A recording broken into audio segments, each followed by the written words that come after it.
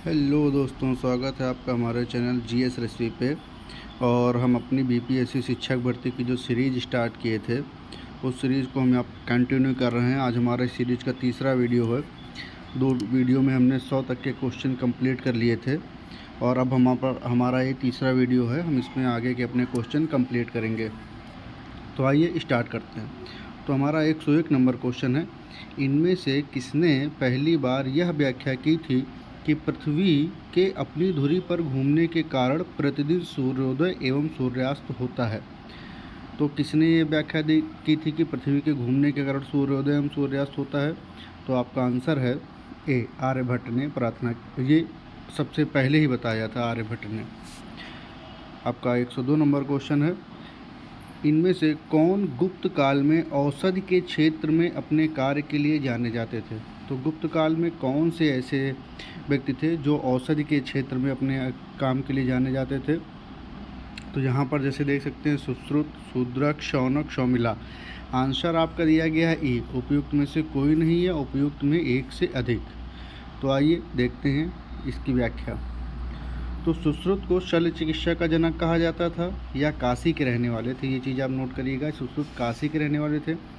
इनका काल लगभग 600 ईसा पूर्व माना जाता है। शौनक ऋग्वेद कालीन ऋषि थे। शूद्रक गुप्तकालीन नाटककार थे। शौमिला गुप्तकालीन नाटककार थे जिसमें कालिदास ने भास और कविपुत्र के साथ याद किया है। इस प्रकार गुप्तकाल में औषधि के क्षेत्र में उपयुक्त में से किसी ने कार्य नहीं किया। ठीक है, तो यहाँ पर नहीं है, लेकिन इसमें एक चीज़ दी गई है कि चूँकि लेकिन बीपीएससी ने सुश्रुत को यहाँ पर माना है, तो बीपीएससी ने तो ऑप्शन ए माना है, लेकिन इसका आंसर ए नहीं है। तो अगर आपके पेपर में आए तो आप सुश्रुत लगा दीजिएगा। 103 नंबर क्वेश्चन है हमारा, चीनी यात्री ह्वेनसांग ने किस विश्वविद्यालय में अध्ययन किया था?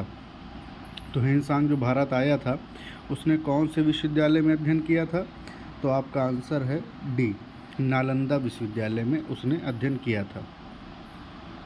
104 नंबर क्वेश्चन है, ह्वेनसांग की भारत में यात्रा के समय सूती कपड़ों के उत्पादन के लिए सबसे प्रसिद्ध नगर था। तो ये क्वेश्चन बहुत अच्छा है कि जब ह्वेनसांग भारत आया था तो भारत में सूती कपड़ों के उत्पादन के लिए प्रसिद्ध नगर कौन सा था? तो ऑप्शन बी है आपका मथुरा, सूती कपड़ों के उत्पादन के लिए प्रसिद्ध नगर था। 105 नंबर क्वेश्चन है, कवि बाण निवासी था। तो कवि बाण जो थे, बाणभट्ट जिनका नाम है, हर्षवर्धन काल के थे, वो कहाँ के निवासी थे? तो कवि बाण जो थे वो पाटलिपुत्र के निवासी थे। 106 नंबर हमारा क्वेश्चन है, चीनी यात्री इत्सिंग ने बिहार का भ्रमण किया था लगभग। तो चीनी यात्री इत्सिंग जो था बिहार में किस काल में लगभग आया था? तो यहाँ पर उपयुक्त में से कोई नहीं। तो आइए देख लेते हैं कि आखिर वो किस काल में आया था। तो चीनी यात्री इत्सिंग 671 या 672 ईस्वी में के समय आया था। तो यहाँ पर चूँकि 635, 405 और 637 दिया गया है, तो आप याद रखिएगा चीनी यात्री इत्सिंग जो था वो 671 से 672 ईस्वी के समय पे भारत आया था। ठीक है। 107 नंबर क्वेश्चन है, प्रसिद्ध चीनी यात्री फाहियान ने किसके शासनकाल में भारत की यात्रा की? तो फाहियान किसके शासनकाल में आया था? तो फाहियान आया था चंद्रगुप्त द्वितीय के शासनकाल में। 108 नंबर क्वेश्चन है, नालंदा विश्वविद्यालय के संस्थापक कौन थे? ये क्वेश्चन बहुत पूछा जाता है और आपके पेपर के लिए भी बहुत ज़्यादा इंपॉर्टेंट है, तो इसको याद करिएगा कि नालंदा विश्वविद्यालय के जो हमारे संस्थापक थे वो थे कुमार गुप्त। बी नंबर ऑप्शन सही है आपका। 109 नंबर क्वेश्चन, ताम्रपत्र लेख दर्शाते हैं कि प्राचीन काल में बिहार के राजाओं का संपर्क था। तो जो ताम्रलिप्त लेख मिले हैं उसमें ये पाया गया है कि प्राचीन काल में बिहार के राजाओं को कहाँ तक संपर्क था? तो जावा और सुमात्रा से। ऑप्शन डी आपका आंसर हो जाएगा, जावा और सुमात्रा से, ऑप्शन डी। 110 नंबर क्वेश्चन है, सुवर्ण भूमि का वह राजा कौन था जिसने नालंदा में एक बौद्ध विहार की स्थापना की तथा उसके रखरखाव हेतु अपने दूत द्वारा देवपाल से 5 गांव दान में देने की प्रार्थना की? तो आपका आंसर है शी, बालपुत्र देव। ये बीपीएस बिहार में हिस्ट्री में काफ़ी अच्छे क्वेश्चन पूछे जाते हैं। 111 नंबर क्वेश्चन है, नालंदा विश्वविद्यालय के विनाश के कारण थे। तो नालंदा विश्वविद्यालय का विनाश कैसे हुआ था? तो इसमें एक मुसलमान आक्रमण था, मुस्लिम आक्रमण था, उसके द्वारा नालंदा विश्वविद्यालय का विनाश हो गया। बख्तियार खिलजी ने वहाँ पर आग लगा दी थी और उसको तहस नहस कर दिया था। 112 नंबर क्वेश्चन, खजुराहो मंदिर स्थापत्य के निर्माण में सहयोगी थे। तो खजुराहो के मंदिर में कौन से सहयोगी? तो आपका आंसर है ए, चंदेल शासक सहयोगी थे। 113 नंबर क्वेश्चन, विक्रमशिला शिक्षा केंद्र के संस्थापक का नाम है। तो विक्रमशिला शिक्षा केंद्र के संस्थापक का नाम क्या है? धर्मपाल। ये जो विक्रमशिला, नालंदा, तक्षशिला, इनसे रिलेटेड जो क्वेश्चन है, एक नए क्वेश्चन आपके पेपर में आपको जरूर ही मिलेगा। तक्षशिला। 114 नंबर क्वेश्चन है कि निम्नलिखित में किस राजवंश का उल्लेख संगम साहित्य में नहीं हुआ था? संगम साहित्य जानते हैं आप, दक्षिण भारत के इतिहास को जो लिखा गया वो संगम साहित्य होता है। तो चोर, चेल, पांड्य हमारे दक्षिण भारत के राजे थे और उनका इतिहास हमें संगम साहित्य में मिलता है, लेकिन कदम का इतिहास का हमें संगम साहित्य में नहीं मिलता है। तो ऑप्शन ए। आपको ये याद रखना है, चोर, चेल, पांड्य हो सकता है कदम की जगह कोई और ऑप्शन दे दे। 115 नंबर क्वेश्चन है, संगम युग में उरैयुर किसके लिए विख्यात था? तो संगम युग में जो उरैयुर है वो क्या था? ऑप्शन नंबर बी, कपास के व्यापार का महत्वपूर्ण केंद्र था। ऑप्शन नंबर बी, उरैयुर को कपास के व्यापार का महत्वपूर्ण केंद्र कहा जाता था। 116 नंबर क्वेश्चन है, मुद्रा राक्षस का लेखक निम्न में से कौन सा? मुद्रा राक्षस विशाखदत्त,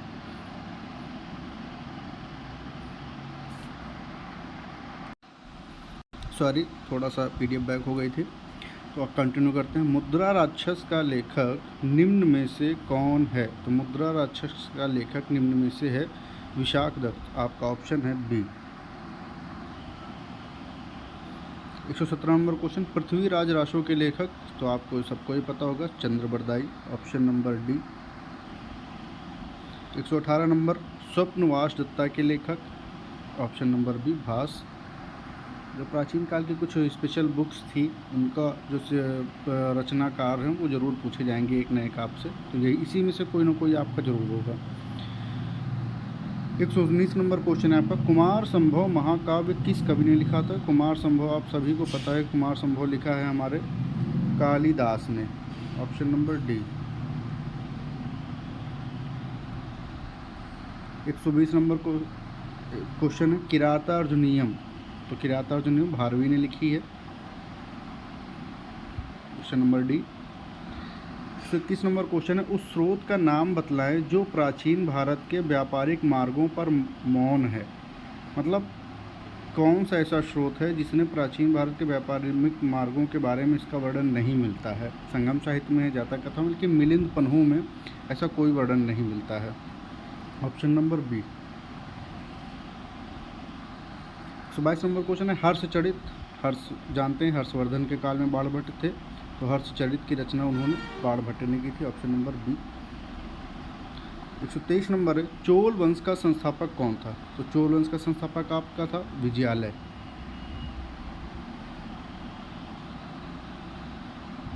124 नंबर क्वेश्चन है, चोल काल किसके लिए प्रसिद्ध था? तो आपका आंसर है ग्राम पंचायत। ये क्वेश्चन बहुत इंपॉर्टेंट है। चोल काल में ग्राम पंचायतों के लिए चोल काल प्रसिद्ध था। ऑप्शन नंबर ए सही है आपका। 125 नंबर क्वेश्चन है, कौन सा मध्यकालीन भारतीय साम्राज्य व्यापक स्तर पर स्थानीय स्वशासन के लिए प्रसिद्ध था? जैसे ऊपर आपने कहा स्थानीय स्वशासन है ग्राम पंचायत, तो चोल काल व्यापक स्तर पर स्थानीय शासन के लिए प्रसिद्ध। Option number B. 126 number question है, दक्षिण भारत के मंदिरों के आकर्षक द्वार क्या कहलाते थे? तो मंदिरों के जो द्वार होते हैं उनको गोपुरम कहा जाता था। Option number B. तो ये आपके 126 क्वेश्चन थे जो प्राचीन भारत से रिलेटेड थे। टोटल हमारी तो 3 सीरीज में कवर हो गए हैं। तो नेक्स्ट सीरीज आपकी हमारी मध्यकालीन भारत की शुरुआत होगी और ये हम कल से शुरू करेंगे। तो हमारे चैनल के साथ बने रहें, लाइक करें और सब्सक्राइब करें। ऐसी ही सीरीज़ बीपीएससी के लिए आपको पूरी कंटिन्यू की जाएगी और विज्ञान का जो पोर्शन है आपका वो भी कवर किया जाएगा। पॉलिटी, विज्ञान, इकोनॉमिक्स, भूगोल, पर्यावरण, ये सारी सीरीज़ आपको कवर की जाएगी। बिहार स्पेशल भी कवर किया जाएगा। हमारे साथ बने रहें। धन्यवाद।